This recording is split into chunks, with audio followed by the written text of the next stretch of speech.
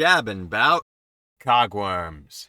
Enemy design is a personal favorite subject of mine, and I made sure to give special care to the Cogworms, for a hero is only as brilliant as the opposition they face. Cogworms are the dark thoughts or mind worms crawling around in our heads, making us think of all sorts of bad things about ourselves, and making problems that don't exist.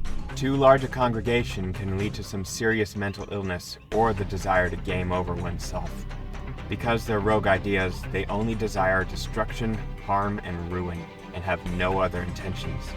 They can only be broken down through expression, or faced down with the strength of a Jabberwock.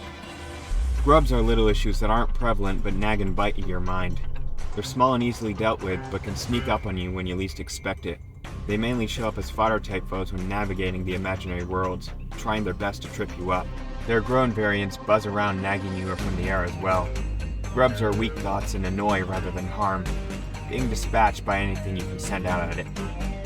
Thinkling zombies aren't technically cogworms, but do fall under the same category.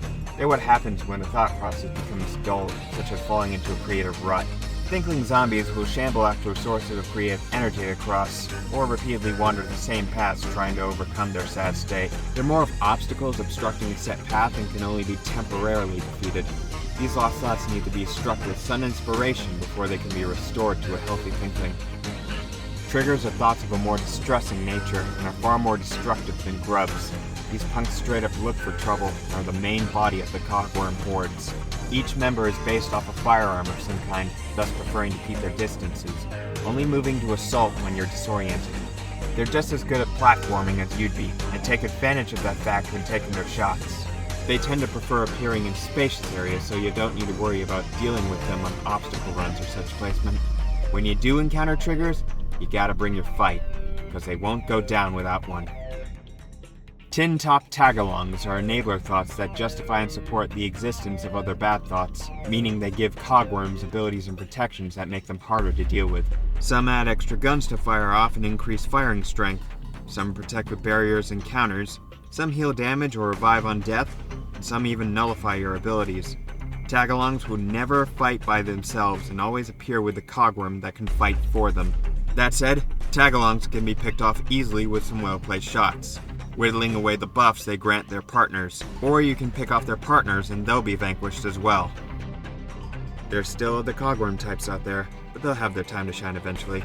For now, let's clear our minds, reset our thoughts, and get back to the positives. Last week of October is up next, and it's gotta be something good for Halloween night. So until then, I appreciate it if you like, comment, subscribe, and ring that bell.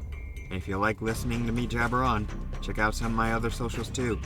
So keep your minds healthy, reach out to professional help if the cogworms overfill your headspace, and I hope to see you all next time. Till then, laters.